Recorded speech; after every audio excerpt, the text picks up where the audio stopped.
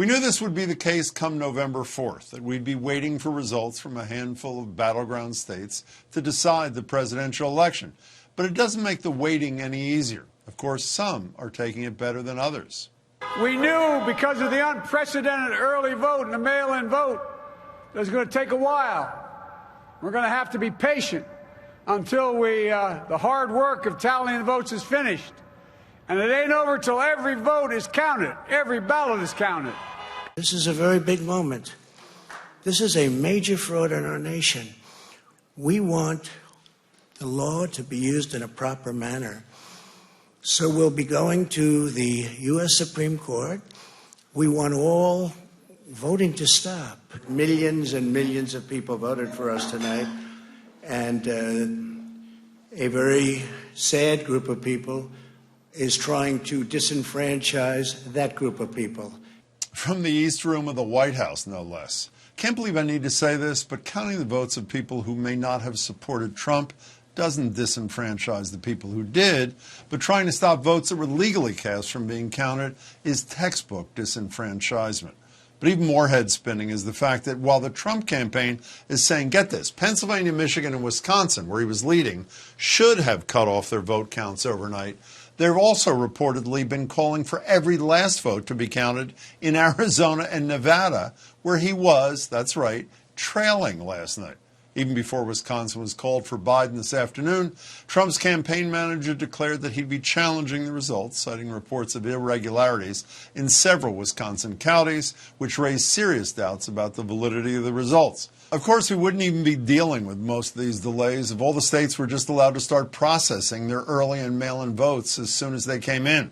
But thanks to Republicans blocking election officials from counting before Election Day in Pennsylvania, they closed out election night with more than 1 million votes still uncounted. Several other states had similar counting restrictions. Then there's the issue of the Postal Service. Submitted data today showing close to 7% of ballots in the USPS sorting facilities yesterday were not processed in time to get them to election officials, meaning hundreds of thousands of votes may go uncounted.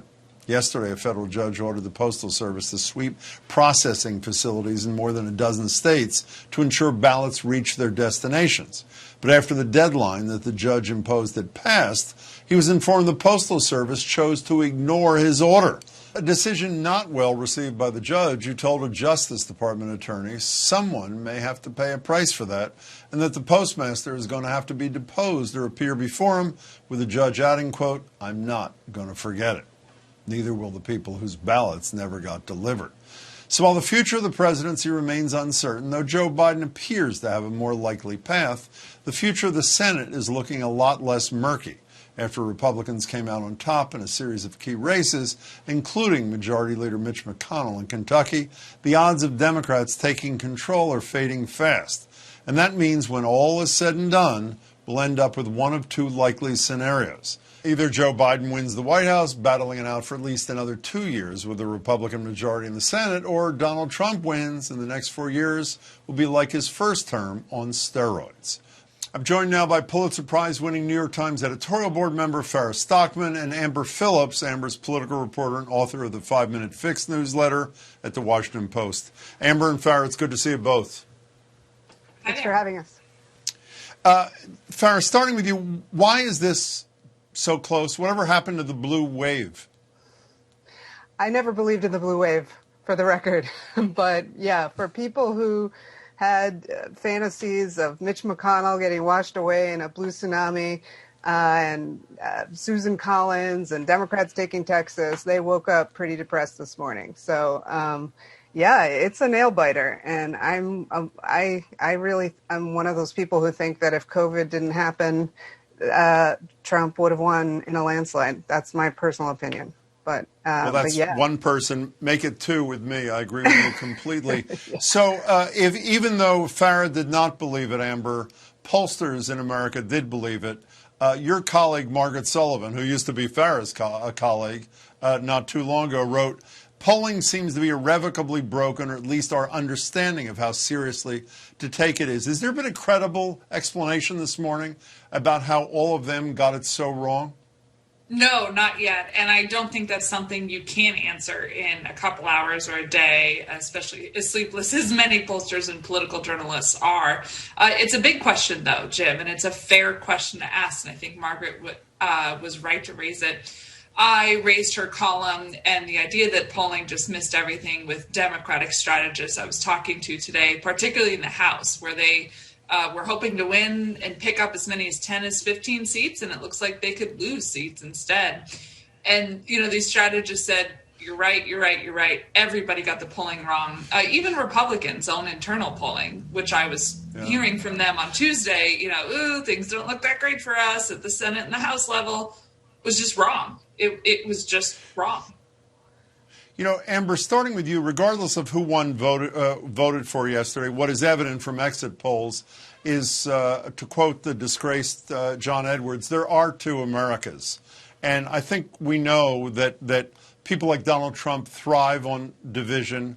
On the other hand, Joe Biden says things like, I'm running as a proud Democrat, but I will serve as the president for all Americans.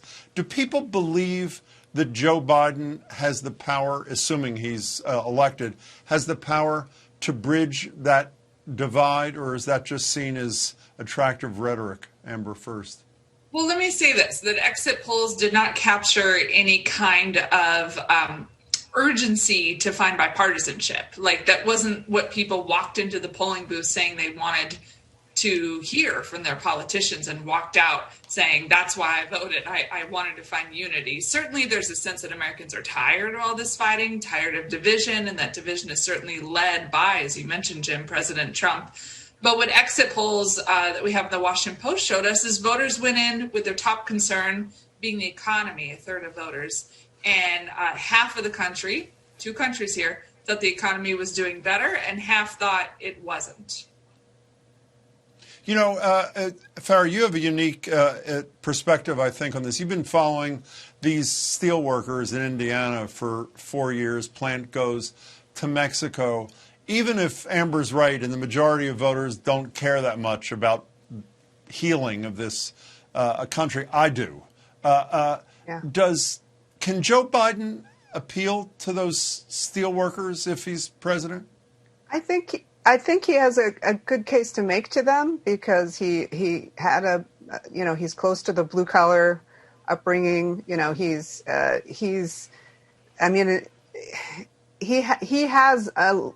their language. He's able to speak their language in a way that I think Democrats have become sort of a party of college educated people. And that's something that's sort of been missed. When you talk about why are polls wrong? Well, polls are heavily weighted to, who answers polls? College-educated people answer polls, and they tend to be Democrats. And that's like a big switch. So I do think that Biden has some work to do. I do believe I was on a call earlier today with his people, and they were very confident that he was going to take Michigan. They were very confident he was going to take Pennsylvania. And so, that's the silver, that's the takeaway here. But he has a lot of healing. He has a lot of work to do in restoring the trust of those sort of blue collar workers in the Rust Belt who feel like the Democratic Party has left them behind. I think your most recent installment, I may get this wrong, but I think your most recent installment in mid-October was why they loved him. Yeah. Do they still, him as in Donald Trump, do they still love him or do they feel betrayed?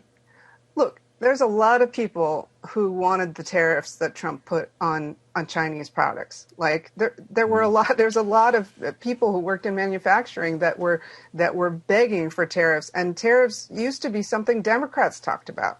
And so, Trump came in and took those voters away because those were people who, diehard union people who live in towns that survive off factories. And those factories have been, going overseas. And Trump promised to stop that. And in some cases, he did. So I do think, I believe Biden will be the president. And I'm not sure he's going to take those tariffs off the off of Chinese goods right away. Like, we need to listen to the economic concerns of some of these people. And so I think they love him for a reason, and plenty of them still do. You know, we talked about pollsters earlier. One of the races that, at least on average, they got wrong was the Senate race in Maine, which theoretically was going to be flipped, which was going to lead to a Democratic majority. Here's the winner, incumbent Susan Collins. I will serve you with all my heart. I will work hard for you each and every day. And together, we will come together to work on the problems and challenges that are facing our state and our country. Which makes it more likely that Mitch McConnell continues to run the Senate, Amber. Every time I think of Mitch McConnell, I think of the brilliant joke at the White House Correspondents' Dinner from Barack Obama when he says, everybody says to me, why don't you have a drink with Mitch McConnell? And Obama said, why don't you have a drink with Mitch McConnell? If Donald Trump is defeated at the end of the day or the end of the days here, Amber, will there's no other word, will the Republican Senate sycophancy, will their absolute loyalty to whatever Donald Trump says disappear? And do they return to being traditional Republicans, or are they too deep into this? I just don't see any reason for Republicans to reject the president. What I'm hearing from Mitch McConnell, who gave a news conference today, and from the top House Republican leader, Kevin McCarthy, is praising the president for helping lift up their candidates in tough races in the House and Senate. That is the takeaway that Republicans have from Tuesday and the days to come. They're very likely to have a better than expected performance. Democrats are going to underperform in terms of down ballot races in Congress. And what Republicans and how they're reading into this is that President Trump helped them. Whether he's gone or not in January, it doesn't matter. I think there's a sentiment that Trump tapped into something that can help Republicans stay alive, even amid all the electoral challenges they face this year. You know, Farah, early on when Biden was in debates with fellow Democrats, was talking a lot about reaching across the aisle. He made the, I think, horrible mistake of citing his ability to work with former segregationists. He stopped doing that, at least.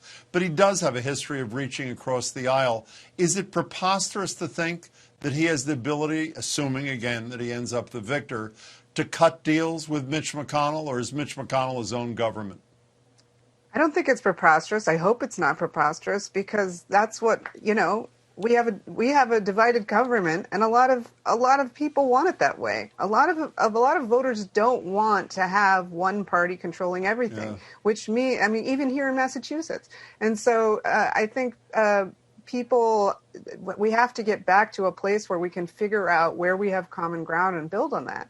And I personally think there's a lot of areas where we can find that, especially at a time of COVID, especially at a time where so many Americans are hurting economically and physically. We have to be able to come together and agree on how to provide them some relief and how to get out of this. And I think, this was really a referendum on Donald Trump. A lot of people, a lot of people were voting against Trump more than they were voting for Joe Biden.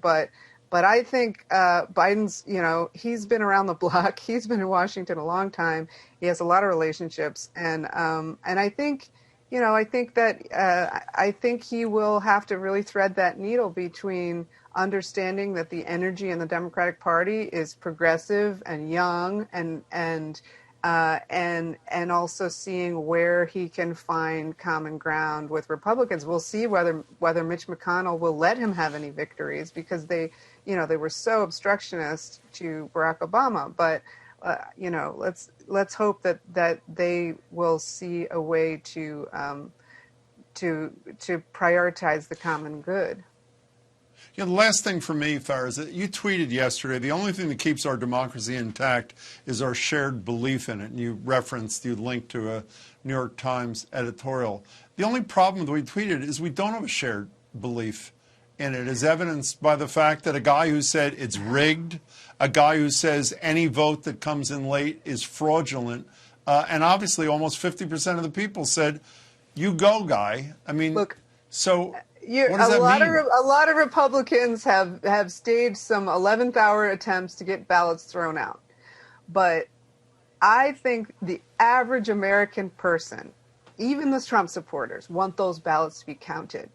They want those ballots to be counted. And I would not want, of course, Trump's going to try to go to court and do whatever he can do to invalidate ballots, but I don't think that's a good look.